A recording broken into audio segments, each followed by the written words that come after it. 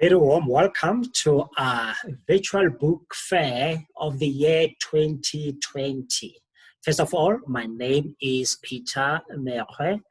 I am the Vice Chair of the South African Translators Institute. We really wish that we could have been with you in person as we do from year to year as a regular custom. But as it is totally impossible for us to do that. And for obvious reasons, COVID-19 pandemic.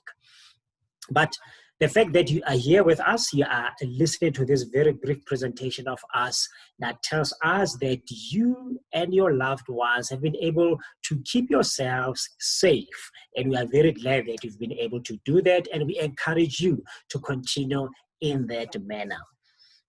So I am here very briefly to talk to you about the children's books. I don't know how many of us actually take note of them when we bump on these books, anywhere where we are. Now, I'll tell you something interesting. I call the children's books a world of education and entertainment.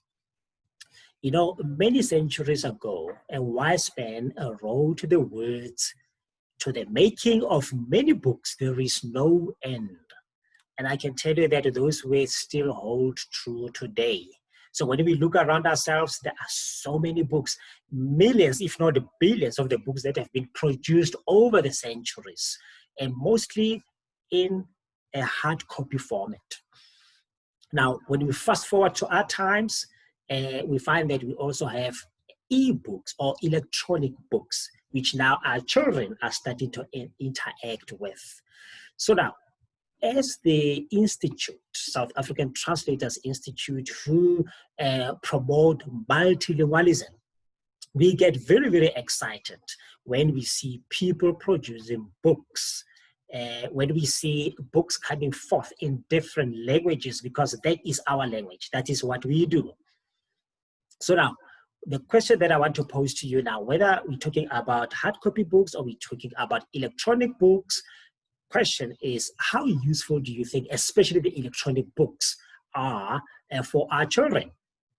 Well, one thing that we have realized is that these improve their fine motor skills. You know, there is that hand-eye coordination when they are busy clicking the forward buttons and the backward buttons when they have gone into the child-friendly websites and when they are looking on some online story pages and books. So this is something that really improves their fine motor skills. And one other thing that happens is this. It is the fact that they pick up some valuable computer skills at their young age. And this is going to be with them in their whole journey of schooling and learning as they grow. So as you can see, in a nutshell, the electronic books definitely are very, very useful for our young ones. There is a lot of education into the use of them. How are they made? Very, very interesting question. So maybe this is something that will help us to start appreciating them if we know how they get to be made. Well, most of the authors in these days, so they come up with what is known as a graded reading series. Now, a graded reading series is a set of books that carries a central theme. And usually they are being produced in English for the most part. And thereafter, obviously, the author will want these to be translated into most, if not into all, of our South African official languages. Now, this gets very interesting because now he's not going to work alone. So he's going to need people who are going to have to help him produce these books. So one of the things that happens is that now, after writing those books, for translation now, we need a translator to come into the picture. So we're going to have translators who are going to translate not only the words which they see on the page, they are now going to start to have to deal with culture. Because normally translating children's books is not a direct translation of what is on the page. Sometimes they come across some concepts in English which do not exist in vernacular languages. Now, a translator's challenge here is to try and find something that can substitute that concepts without losing the meaning of the intended meaning that the writer actually wants to put across. Isn't that interesting? But as you can see, this takes a lot of effort because there must be a lot of consultations, which the translator actually must get into here. And as for the writer, as she writes, he needs to make sure that what he writes is a text in which a learner can read and comprehend 90% of the words easily. Now, the translator himself has to capture the very same thing as well. So he has to know who the audience is that I'm translating for and make sure that however way he puts the sentence across, it is the one that will easily be understood by the people of that level, the little ones. So this gets more and more interesting when all of that happens. But as you can see, this is not a small undertaking. Now, here is one of the series of books that I have that have been made under such conditions. As you can see here, this series of books is called a Vula Bula series. So it is made in such a way that it is graded reading series. So it starts from lower grades and it keeps going up. And the strength of understanding also has to grow as they go up. So it's very interesting. So, and then as you can see, some of them are made in such a way that they are very, very colorful and eye-catching. And there is a purpose into that. So not only do we want these books to capture the interest of a child from the time he starts reading, but we want it to capture his interest from the time he looks at the book. Something must attract him. He must come pick up the book and start reading. And the way these books read, then you can see that they definitely have been made for these children. And I'm going to make a very practical example of this. You know, recently I've been very much impressed by what one author did. And she wrote this beautiful book for the young ones, for the children, and then on coronavirus. So now she didn't get out of the way to find, you know, bombastic ways just to express the cover title, the theme, you know, because it's on coronavirus. She could have gone and speak about coronavirus spreading throughout the whole world, or something like that. But what she did is that she chose only 4 little ways to capture the entire theme, just 4 little words only. Let me show you a practical example of this. So I would love to share my screen with you quickly. Just please give me a second as I call this up, just for you to be able to see this cover title and how basically the entire theme was captured in 4 ways only. So let's have a look at this.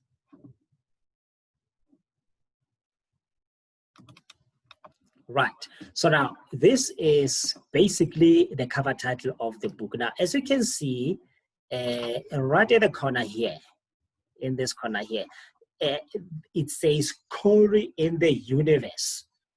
Now, a child picks up a book like this and then he thinks, who or what is Corey?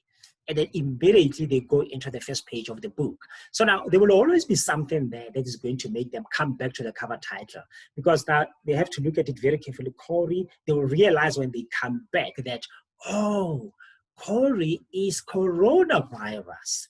And then it says Corey in the Universe. So can you see, everything has been condensed into just 4 ways. Coronavirus in the whole universe or in the whole world. So this was a very clever way from this particular author, the way she did it.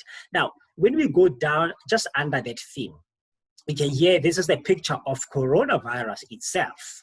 So, and then next to it, what do we see? Then we see the entire world, the entire globe. So now, just in those 4 ways, everything has been captured. That coronavirus has spread throughout the whole world. But this has been written in the language of the little ones. Isn't that interesting? Now, I can tell you this takes a lot of brainstorming for the authors, and they help us to come up with a cover title like this one. So this helps us to really appreciate children's books, whether they be electronic as this one is, and then we're also going to have it on a hard copy. Now, when I scroll down, you'll see here, if everything goes well, this book will be released on the 8th of September 2020, and we hope it's definitely on the way and it's going to greatly be enjoyed by our young ones as soon as they land their hands onto it. So this is just one of the things that happens when it comes to the world of producing these books for our young ones, for the enjoyment of them. All right, so now, as we can see, basically then what happens there, this book is written in such a way that it's very entertaining. Now, I want to share with you just 3 lines from the book, which shows how clever the author was. And he was really thinking about the little ones. Now, one of the lines here reads by saying, one of us runs faster than the speed of light. Now, this is coronavirus talking to the little ones here, saying to them that, I can infect as many people of 1,000 or more in an instant. So, but the way it's written there, it is written in a way that will easily be understood by the child. It's very actually entertaining and at the same time educational. Look at the second line here. It says, one of us can see into the future. Again, this is coronavirus talking about himself, that the future is very bad if you as a young one is not looking after yourself now. Because basically the coronavirus is saying to them that think about tomorrow. For whatever you do now, think about tomorrow. So tomorrow you might regret your actions, because I can infect children as well. Now look at the 3rd line here. Then it says here, one of us knows what you are thinking. So coronavirus here is saying to the children, look, I know what you're thinking. I know that your mom told you to stay in, to stay safe, and yet you want to go out and play with your friends. I am going to get you. I am going to catch you. I am going to infect you. So cleverly put that sentence for the child to understand that. Very interesting, is it not so? So for an entertaining book like this, you can see that a lot definitely will go into it. So let's see some of the other angles that the writer and his helpers will go into. Now, first of all, to come up with a book like that, simple as it looks, a lot goes into it. First of all, the author will have an overall theme in his mind. And once he has the theme, then he knows that he's got the whole content that he's going to write about. And now he will need people to help him. Some of the people he will need is an expert educator who deals with children, someone who knows the mind of a child, someone who can be able to influence the writing of the sentences for the audience of as little a mind as that of a child. So the next set of people he will need is translators. He will need a translator to come in and translate those books into official languages, as we said. And then thereafter, who is he going to need? He's going to need another set of people, and these are proofreaders and the editors. So those ones will have to be on hand as well. And lastly, the writer will need someone who is skilled when it comes to artwork, because he's going to design some pictures. Now, a challenge that is placed upon somebody like that, especially if the book is entertaining, is that he has to be able to come up with the pictures where a child can catch the humor immediately, even before he starts reading the book. So can you see, a lot goes into the making of these books. And then every time when a book is being written, the writer always continuously has a choice between 2 sentences. He writes a sentence, then he must stop and look at the sentence and say, but is this good for the mind of a child? Let's make a practical example. So he may come up with a sentence, and then he says, the cat ran up the tall tree because she was scared. Now, when he looks at this sentence, he might say, okay, fine. What could be the other sentence that could be so catchy and very interesting to the young ones? Maybe he could put it this way. He could say, the cat scurried up the towering tree because she was frightened. Can you see? So between these 2 sentences, which one will obviously be opted for by the child? Well, it's obviously the second one. Why? Because every word they read there forms a picture in their mind. They can see the cat scurrying up. They can see not a tall tree, but a towering tree. So the writing of words for the children is very, very important if you want to capture their emotions and their soul. So this is a good job that is done by our writers out there. So that is why we call the books of children the world of education and entertainment. So ladies and gentlemen, so next time then when you see a book like that, a children's book, don't ignore it. Now you know what goes into it, a lot of work. So when you see it, then you will appreciate that. So that's what goes into the children's books. I know that you may be having a lot that you want to see some of the other books, and we are very glad that you gave us some attention for this one. So until next time again, my name is Peter Mekgwe, and goodbye.